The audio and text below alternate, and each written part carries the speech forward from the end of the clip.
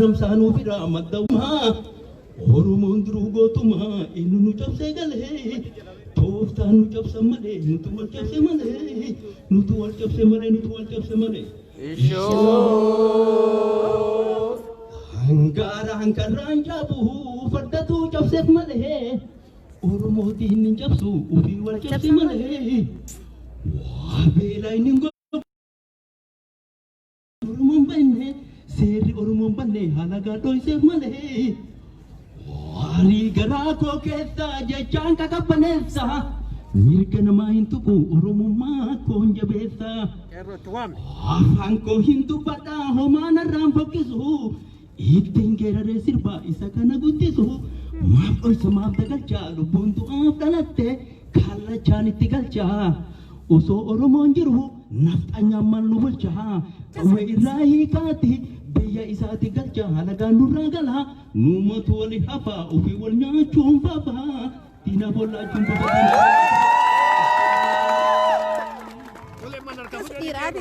Error ulen harka fuudhanii. Oh, nu jalaa xiqqeessiti. Ka'i malee jedhanii. Abdulhakim, erroodhaan. Erroon waa takkas. Erroodhaan akkasitti Umar. Ilaalaal, namicha kallachadhaa ulee harka buusa jedhe san. Umar maal jettan namicha kallachadhaa. Dhiisaa bakka kanas. Waan fedhi sarara Yaa dhibbaadhaan hin taatu. Kana taasisuudhaan immoo lubni waldaa Kristiana via Norway dhufaniiti haasaa gabaabaa nu godhu. Nu ska vi höra från präst Norske Stadskirken och han heter Luba Desaleng Mengasha. Välkommen ska du vara.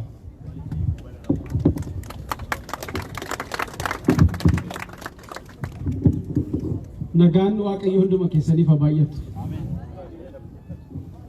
Yeroo kana bakka kanatti iddoo adda addaatii yaanee waa'ee dhimmi saba keenyaa haala sabni keenya keessa jiru nutti dhagahamee bakka kanatti walitti qabamneetu jirra. Akkuma obboleessi koo dubbatee maqaan koo Dassaaleny Mangashaan jedhama. Luba waldaa kiristiyaanaati. Luba waldaa kiristiyaanaa afaan Oromoo ture amma immoo luba waldaa kiristiyaanaa waldaa biyya kanaati. Haa ta'uyyuu malee dhukkubbiin saba keenyaa rakkinni sabni keenya keessa jiru rakkina hunduma keenyaati. Kanaaf rakkinni kun gidiraan saba keenya irra jiru kun nutti dhagahame bakka kana jirraa sagalee keenya dhageessifachuudhaaf sabni keenya akkuma hundumti keenya beeknu gidiraa jaladha kan inni jiru kan inni ture. Akkuma yaadattan waggaa lamman har'aa yookaan yeroo akka kanaa hundumti keenya abdiin nutti horamee ture.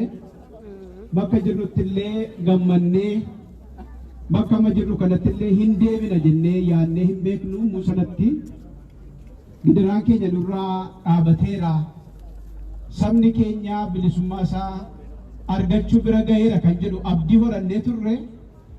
Garuu yeroodhaa gara yerootti abdii nuti qabaachaa turre sun badaa amma siriidhuma isaayyuu badee rakkoon keenya itti jabaachaa deeme sabni keenya yeroodhaa gara yerootti gidirfamaa inni kaan hidhamaa inni kaan ajjeefamaa inni kaan immoo bakka inni bu'e wallaalamaa rakkinni keenya ittuma caalaa deemee amma immoo akkuma yaadannu isaa baddu baasaarra gaheetu kan inni jiru. Kanaaf sagalee keenya dhageessaa kan jirru saba keenya wajjiniin taanee dhukkubni keessan dhukkuba keenya rakkinni keessan rakkina keenya gidiraa keessan gidiraa keenya jenneetu sagalee keenya dhageessaa jirra. Warri Oromoo barootaaf cabsanii gidirsaa turanii tooftaa adda addaattidha kan isaan dhimma ba'anii. Tooftaa isaanii keessaa inni jalqabaa namoota ija ta'an dura bu'anii kan adeeman Oromoon kan inni ija irra kaawwatee saba gidduuti ajjeesuu balleessuudhaanidha. Isa kana gochuudhaan qabsoo saba kanaa booddeetti deebisuudhaaf yaalii gurguddaa gochaa turanii ammallee suma kanatti dhufaniitu jiru. Akka nuti macaafa qulqulluu keessaatii dubbisnutti sagalee akkas jedhutu jira. Tiksee rukutii achumaan immoo hoolonni immoo hin bittinnaa'u kan jedhutu jira. Kanaaf tooftaa sanatti dhimma ba'anii jiru jechuudha. Tiksee rukutuudhaan yookaan warra dura deeman rukutuudhaan hoolota yookaanis immoo warra booddeedhaan deeman bittimsuudha akeekni isaanii. Kun har'a mini kan jalqabame akkuma beektanii warri ija ji'a ta'anii qabsoo kana keessatti wareegamanii dhiigni isaanii dhangala'ee akka malee ajjeefamaniiru. Qabsoon saba Oromoo garuu guyyaa tokko iyyuu booddeetti deebi'ee hin beeku. Isaan warra dura jiran ajjeesuudhaan qabsoo kana booddeetti deebisuu yaalu garuu dhiigni dhangala'uu duuni du'uu qabsaa'otadha kan inni horaa adeemu. Akkuma amma iddoo kana argitanii dargaggoonni biyya kanaallee tunafin qabsoo kana keessatti hirmaachaa itti guddachaadha kan isaan jiran. Kanaaf warra dura adeeman ajjeesuudhaan warra akka Hacaaluufaa warra gurra sabaa ija sabaa ta'anii sagalee sabaa ta'anii dubbatan keessaa ajjeesuu gaggeessitoota warra nuti jirra Kalee Garbaa warra akka Abdii Raggaasaa akkasumas warra kaan hidhuudhaan balleessuudhaan qabsoo kana booddeetti waan deebisan isaanitti fakkaata. Garuu inni kun kan agarsiisu maa inni jaroonni kun takkaayyuu seenaarraa barachuu kan hin dandeenye ta'uu isaaniiti. Waggaa 2-3 dura wanta ta'e irraanfachuu isaaniiti. Yeroodhaan waan mo'anii waan irra oolan isaanitti fakkaachuu danda'a. Garuu qabsoon Oromoo kan booddeetti deebi'utu hin ta'in gara caalaatti iyyuu itti ufee kan adeemu ta'uusaa kan inni mirkaneessuudha inni kun. Inni lammaffaa jaroonni kun itti dhimma ba'anii Oromoo gargar qoqqooduudha yookaanis immoo gargar hiruudha. Tooftaa adda addaa baasuudhaan naannoodhaan gargar hiruu, biyyaan gargar hiruu, amantiidhaan adda hiruudha.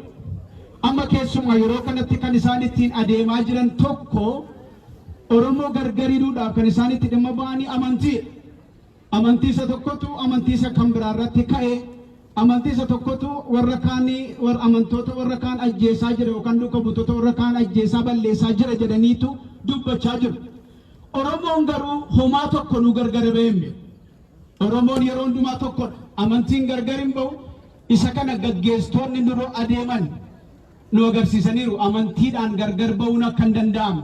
Kunis tooftaa dulloomaa tooftaa gatii hin qabne homaa tokko yoo achi bachuun isaanii ammas jaroonni kun maal akka isaan ta'an kan namatti agarsiisudha.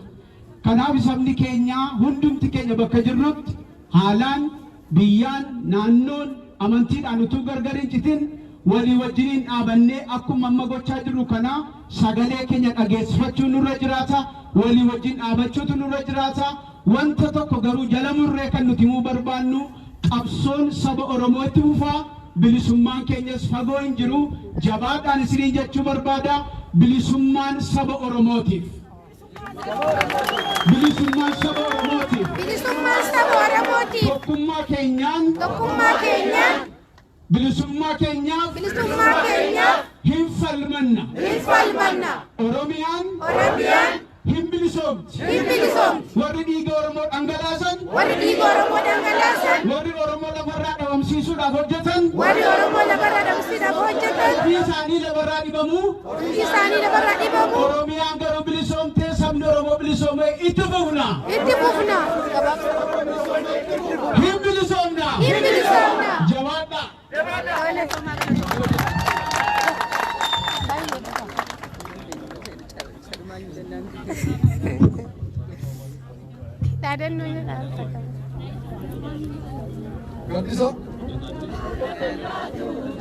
Facaafattataati darbaa facaafattataati tokkoon ta'ee tokkoon taa'u wal gargalaafattataati wal gargalaafattataati. Oromiyaa maaltu gadhiisaa? Daqiiqa nu tokko na eeyyamanii haa galatoomanii jecha Hacaaluun nu dhaalchise otoo hin jedhin asirraa hin dabarru. Torban darbe kana warri ollaa keenyaa isa Hacaaluun nu dhaalchise sadi jechuu yaalanii turan. Fakkeessa. Afaan isaanii tokkoon amma maakuu barbaada. የማያዛል ልጅ ጸሎት ለቅስፈት ነው ይላል።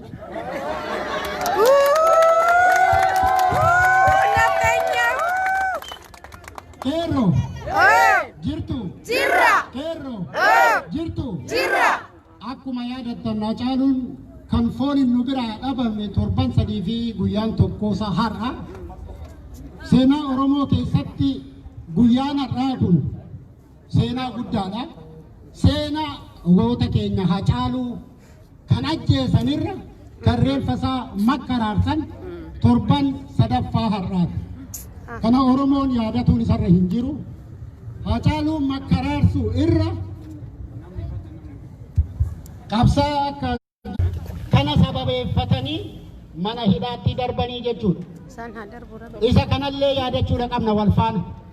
Keerroo jirtu jirra jirra jirra jirra keerrootu lama jirtu jirra keerroo jirtu jirra keerroo arga jirtu jirra keerroo wallagga jirtu jirra keerroo wallagga jirtu jirra gubaa Haacaaluu baasuudhaaf qophooftanii Haacaaluu hin daganna hin daganna hin daganna hin daganna keeyyata Haacaaluu maali hin baafna keeyyata Haacaaluu bilisummaa Oromiyaatiin baafna bilisummaa Oromiyaatiin baafna hin baafna Haacaaluun jira jira jira fooniin nu bira jiraachuu baatullee eetiraan isaa nu keessa marmaartiiti kaayyoo isaa galmaan gahuudhaaf waadaa hiseenna haramsina keerroo qabsoo itti fufu.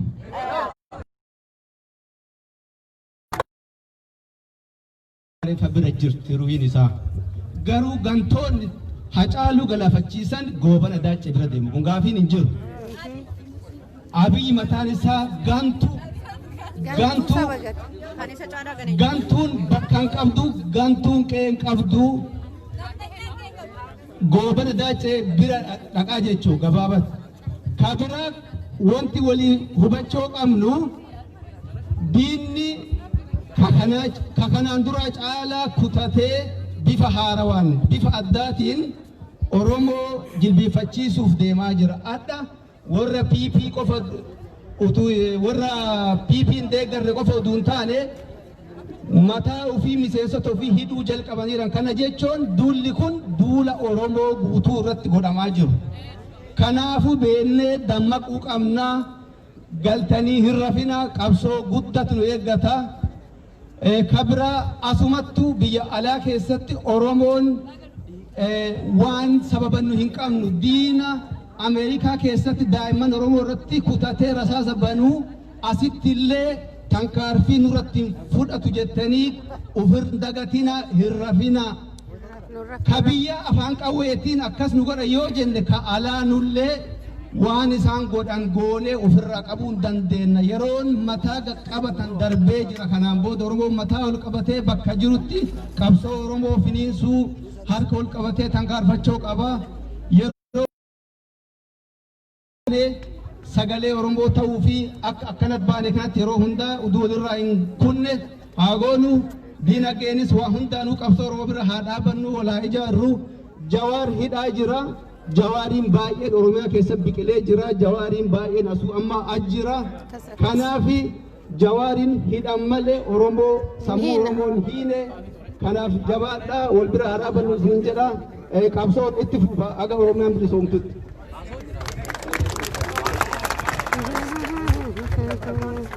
Amma pirogiraamiin itti aanu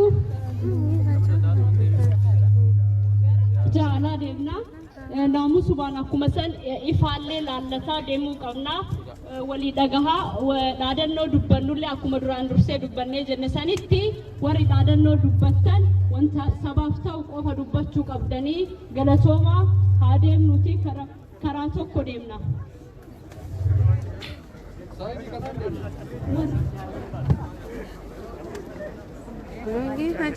Assalamu alaikum.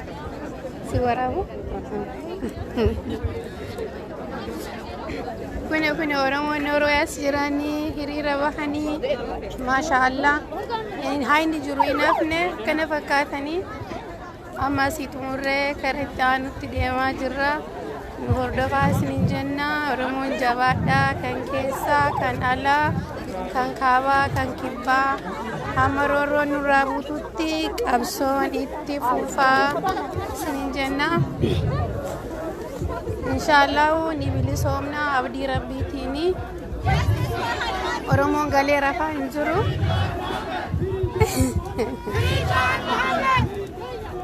Firii Jawaar Muhammad. No, I'm Firavas. Akkam naguma. Firii Baqqalaa Garba.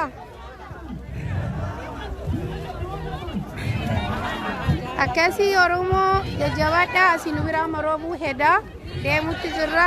Qabsoon kennallee akkuma qabsoo biyyaa akka itti fufeetti jira. Inshaallahu Oromoon irra ni aanti. Hanga tokkoofillee nutti dukkanaa'u nuuf namni isaa hin oolu.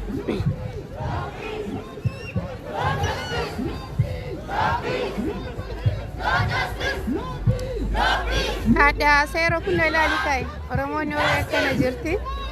Osoo ati argamu baattus namni manatti hafe hin jiru.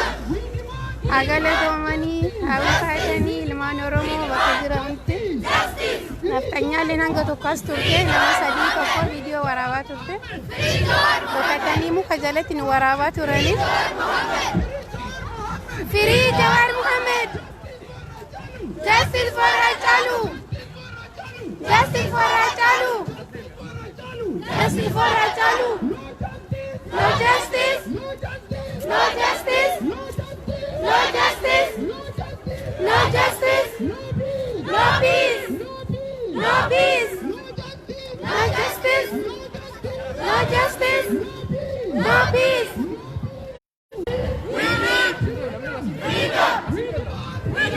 Justice! Down, down, Bibi! Down, down, Bibi! Down, down, Abiy Ahmed! Down, down, Abiy Ahmed! Abiy Ahmed is a hero! Abiy Ahmed is a hero! Abiy is a hero! Akkasii warri asirratti argaa jirtanii ana manii cufa moobaayiliin kiyyaa baatirii bitee jira. Gara OMN'tiin hordofaa.